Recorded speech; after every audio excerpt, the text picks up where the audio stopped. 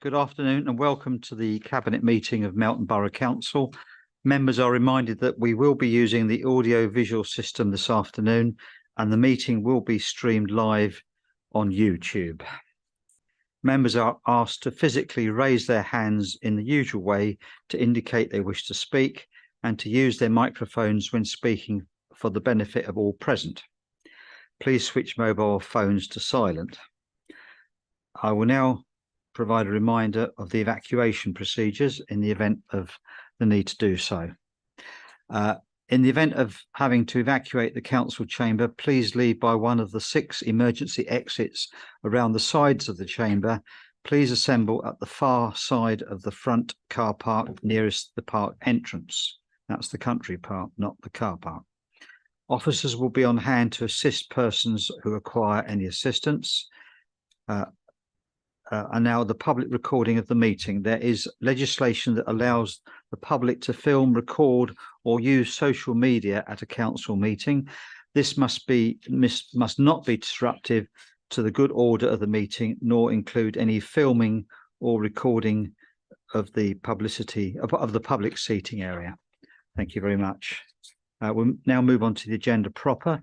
Apologies for absence. We've got one, haven't we? So that is Councillor Butcher. Councillor Butcher, yeah, is absent.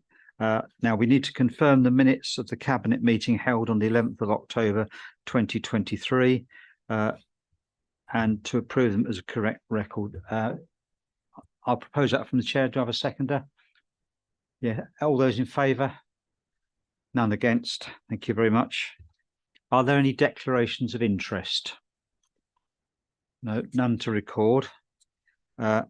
Now we come on to item 4, and I'd like to acknowledge and welcome Councillor Mike Brown from the Scrutiny Committee, Chair of the Scrutiny Committee, and we have a report in front of us. I invite Mike to speak to the report. Thank you, Mike. Thank you, Chair. Obviously, the written report is in front of you, and I'm not going to go through it line by line. There were 2 issues we considered at the last meeting of scrutiny. One was a report and an update around crime and disorder. The Scrutiny Committee is the designated crime and disorder committee for the council, and therefore it was part of our annual process of receiving a comprehensive report on a range of issues within the borough.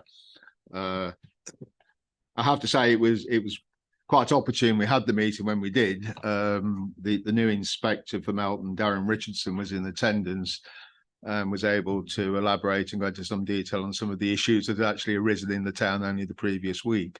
But I think whilst that was a particular issue of concern, what we were interested in was the broader sweep of work being undertaken by all the partners involved in dealing with a range of crime and antisocial issues within the town.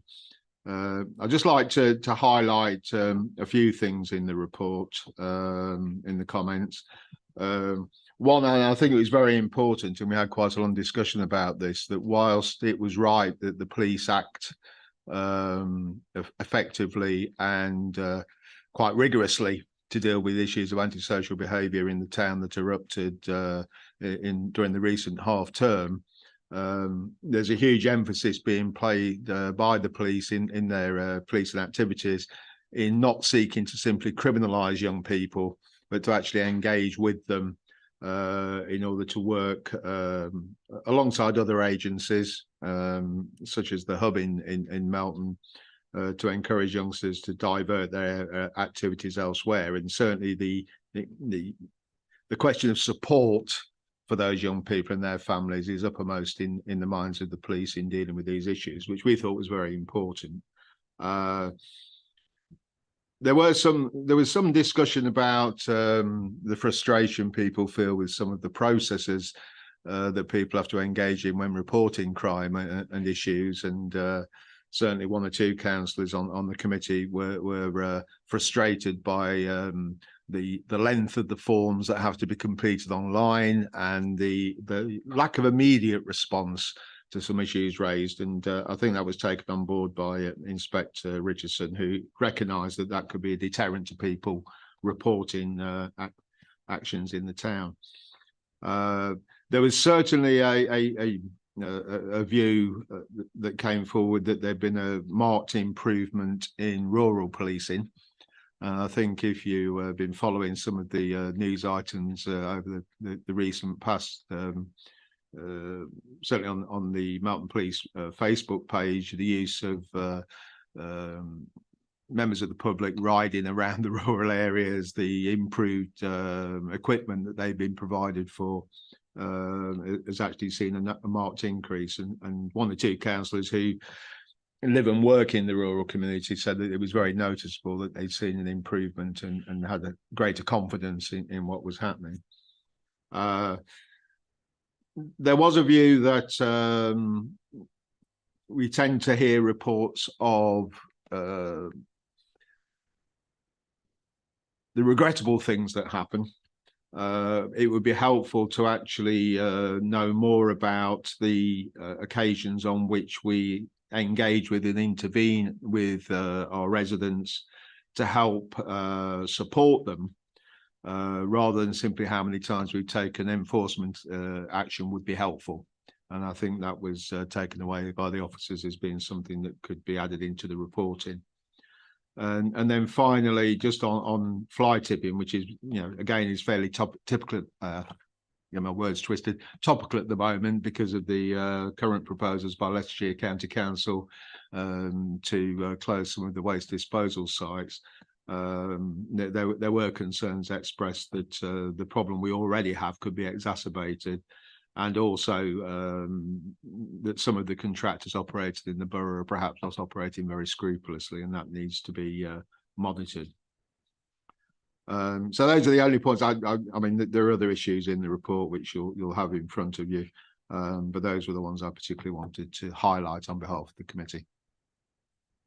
Thanks, Mike. I open it up for discussion or questions to Mike on this topic. Yes, Pat. Not questions really, but thank you for all the work you've done and the committee. I think your comments and the comments of the committee have been very, very useful. I understand that Darren is really engaging with everybody, and which is good. I think it's good. We've got a good relationship now already, and that will get better. It's unfortunate, the antisocial behaviour, but that's what happens with young people. And I think it's really right the way we're trying to prevent it and work with these youngsters. And I often think about the devil and idle hands, so a lot of them, they're just growing up, and it wouldn't be fair or right to criminalise them. And I know councillors have got ideas how to engage with the mums as well, or parents, I should say, but it is mostly the mums. So yeah, I'm glad to see that rural policing is being watched, because sometimes I feel that they're sort of a bit excluded. The town is important, but no, I think we and our partners, I think, are doing an okay job, and hopefully it will continue. Yeah, thank you. I'd just like to thank Scrutiny for that report. Obviously, I attend the Police and Crime Panel on behalf of the borough, and I will be feeding back in relation to the frustrations around reporting, because from my attendance at the last panel, that has been noted by a number of other districts. So I think if we're now adding it from our scrutiny, it's something that the PCC should be challenging the Chief Constable on to make it easier for people to report. And also, I think the good news is that we've been awarded the Safer Streets funding, and I've been talking to the team. That's really good work by Aisha's team, isn't it? And others within the team. And I think it'd be interesting to see how that funding is going to be spent to tackle some of the things you've raised in your report. Thank you.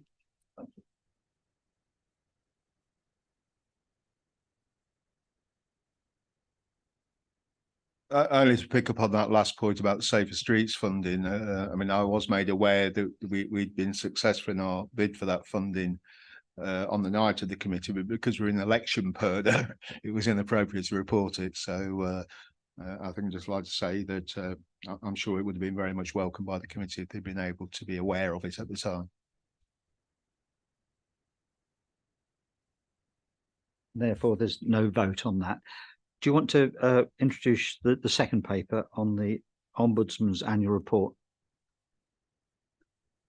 Yes, thank you, Chair. I mean, I'm assuming Cabinet have been made aware of this report separately.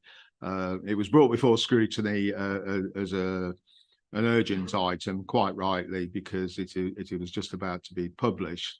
I really don't want to add very much to the comments that are here, other than whilst it's obviously, it's regrettable that we find ourselves caught in a potentially negative report about the level of complaints. The actual letter from the Ombudsman was very, I thought, extremely understanding between the lines at the pressures being faced by all local authorities.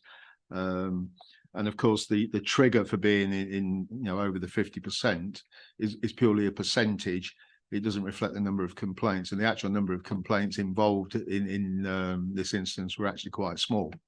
One of the things that did come out of our consideration was that we should be looking, and I know the officers are constantly working on this anyway, so it's not something new. It's something that's a constant. There's a constant route to improvement, but anything we can do to improve our complaints handling, complaints procedure regarding complaints as a positive thing rather than a negative would certainly help in this area. Mike, have any members got any comments to make on that or questions? I'll ask Michelle if she wants to add anything. Don't feel you've got to. All I'll say, just to reassure Cabinet that we do take complaints really seriously, and as we said to scrutiny members, it's really important that we take all opportunities to review, to analyse trends and performance, and to look at how we can strengthen and improve. It's an area of increasing focus nationally, particularly for the Housing Ombudsman, and I believe it's in December that Cabinet will receive an update on our annual self-assessments around complaints and any tweaks and amendments to policy and process. So it's something that as a Cabinet you will hear further detail on. So then happy to take any questions at any time. Thank you. Thank you. And of course, this relates to a previous year. So this time next year, I might have more to say on it. If you see what I mean. Right. The report is to note. Nothing to add, is there, Mike? No, only that you'll see in our comments that the view was expressed that we ought to be considering looking at this as part of our scrutiny work programme. In terms of complaints handling, not in terms of the specifics of the Ombudsman report. That's the process. Yeah. Okay, so that's to note, colleagues. No need to vote on that one. So we now move on to planning enforcement, which I understand there've been some typographical errors as opposed to issues of policy, and portfolio holder with the officers will handle that just to dot the I's and cross the T's, so to speak. Margaret, did you want to say anything on the whole document as such?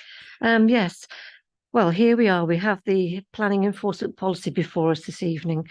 It's taken some time, but with collaboration working between officers and members, we have a sound policy before us. However, we do have a few typos, as the leader has mentioned, and they are relatively minor and do not alter the content of the policy. These will be rectified prior to publishing of the policy on the internet and all other sources. So I'm quite happy to propose a recommendation at 2.1 and 2.2 on the agenda item 5. Happy to second. Sorry, I'm happy to second that. Any questions or points of discussion on that? Yes, Pat. Thank you. Yeah, I'm just so pleased to see it. I think this is an excellent document, and I think it's going to help the public. It will really help the public because sometimes they don't know where to turn, and hopefully it'll give them much more understanding of when to complain about planning and when not to. So, and we've been without a similar policy for some time. So I think this is it's a great improvement. Excellent, thank you. And a big thanks to the officers. Ed, substantial piece of work, a lot of effort gone into it. So we'll move to the vote if we may. Those in favour. I had seconded it. Yeah, sorry.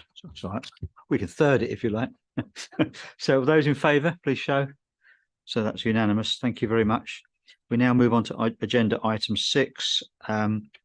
Call upon the portfolio holder for finance and property and resources, Councillor Cox. Thank you. I'm pleased to move the recommendations within this report. I am pleased to report that at the moment we're forecasting an underspend on the HRA revenue account, but want to reassure members of Cabinet that's not because we haven't spent on repairs or are maintaining our progress in terms of that. Instead, what has happened, it's been primarily due to the increased investment income we've had from benefiting of the higher interest rates that we're receiving. I do want to bring members' attention to the pressures that are set out in the report, in particular in relation to the high energy costs that have been incurred, and that there's some further work going into those and looking at opportunities for reducing any energy costs going forward. The capital spending continues to perform well, with the spend in line for the budget across the whole programme. So on the basis of that, I'm happy to recommend this report. Thank you. So I'll formally second it. Discussion, debate, questions from Pat and Margaret. You've got any points to make or questions? Okay. Yes, please do. Yeah. I must admit, when I first saw the 72,000 underspend, I thought, oh, what hasn't been done? But I'm really gratified to hear that everything has been done, and we've just been very, very sort of prudent with our investments. I think that's excellent, excellent work. So thank you very much to the officers. Yes, thank you. Page 44, and you've already mentioned the Gresham Court. Do we know how that happened?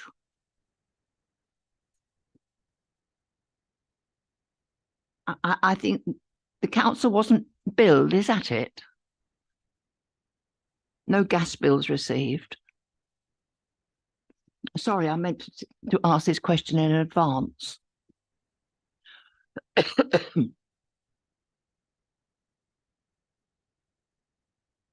No, I don't know exactly why. No, Is that for you to? I think Ali can answer that one. Sorry, thanks, Pat. Yes, thank you. We did have a backlog in actually getting the energy bills through for Gretton Court, but we have now received those, and those have been added to the tenants' bills. And fortunately, the impact spread across all the tenancies is not too significant, but there was a delay in us receiving the actual bills, and that's what we're moving to as well, which I think is really important. So building on actuals, not estimated bills, but that has now been resolved. Thank you.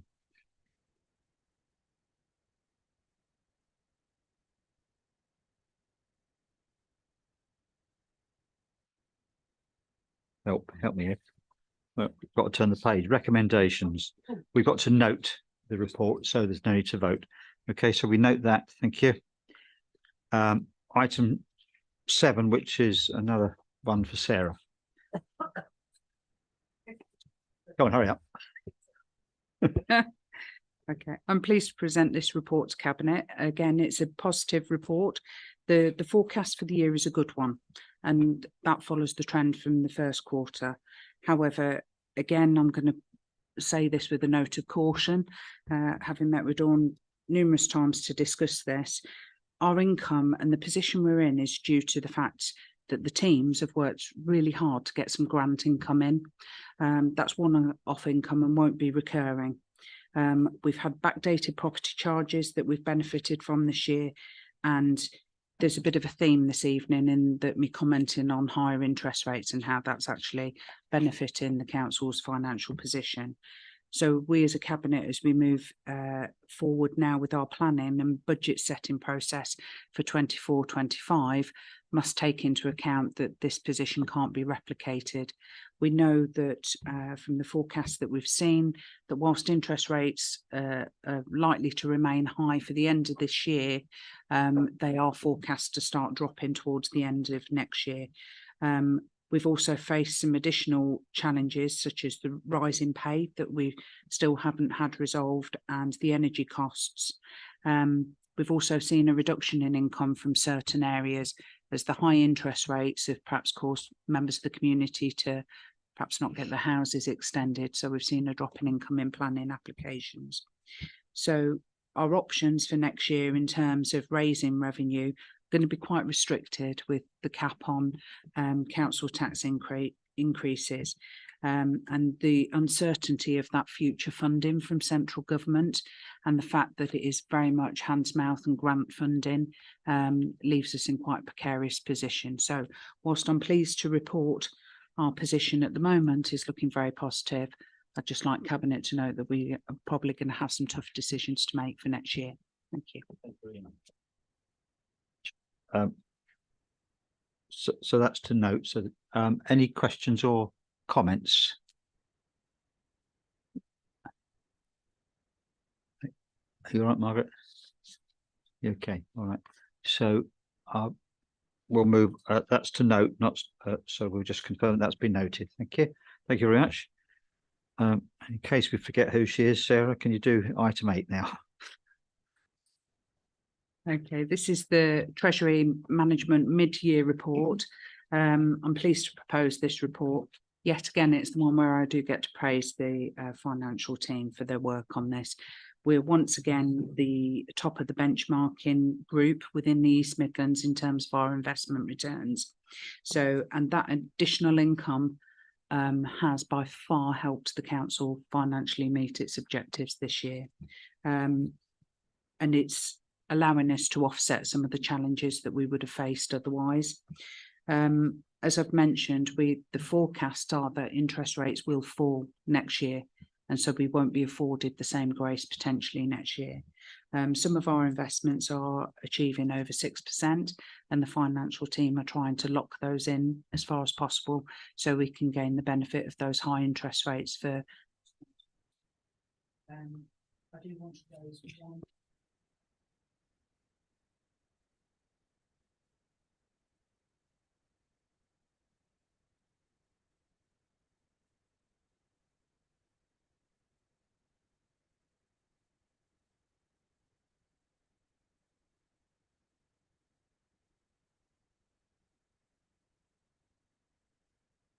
As it's a long-term investment, we will maintain it. So it's still returning an income, but it's just dipped slightly.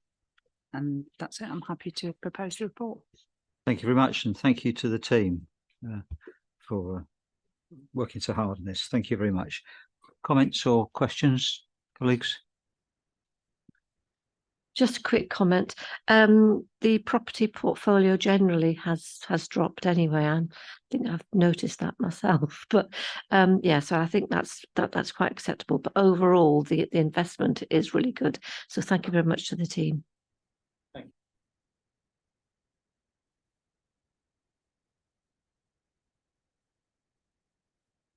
you.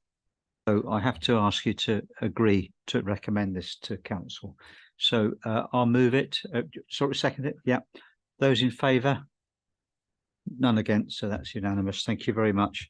Now, I think you get a bit of a rest. No, with a bit of luck, you don't. So this is item 9. Right. I'll ask the officer to just say a few words on this. Thank you. Sorry, Michelle. Thank you. So this report relates to acquisition of affordable homes within the HRA and the spend of right to buy receipts. Just by way of some background, the government allows local authorities the ability to use receipts from the sale of council homes, and that is to fund or contribute to the funding of the delivery of new council homes or acquisition of homes. It's really important that we make sure that we do that for the benefit of obviously prospective tenants and to maintain a supply of affordable housing. But there are certain criteria in place, including deadlines for spend. And if receipts aren't spent on time, there are penalties and a need to return that funding to government. So we must avoid that being the case.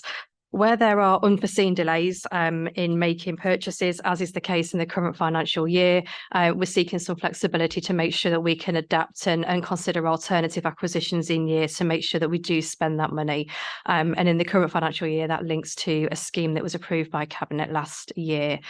So the report itself is just seeking to bring your attention to the need to spend the receipts within the current financial year. The report does detail the amounts applicable, and just to delegate authority to myself in consultation with the portfolio holder to purchase homes in accordance with the budget and the criteria in relation to that, but just to give us a degree of flexibility and just to give Cabinet assurance. What will happen at the start of the next financial year is we'll bring a report forward which will just detail the amounts available for spend next year, the number of homes that could support us to purchase, and the proposed locations where that might take place, just so that you have that information up front and then allow us some flexibility to respond to what the market can offer. So that's all. Any questions? Colleagues are here to support. Thank you. I'll add that I'm very grateful to the officers for the work on this. It's not a lot of money we have to spend, but it's important that we do get it spent and used wisely. And I have given assurances to colleagues in the Cabinet that when I'm contacted about the spend, I will liaise with all members of the Cabinet so that you can see what's going on, and we won't trigger anything if we're not collectively happy. So any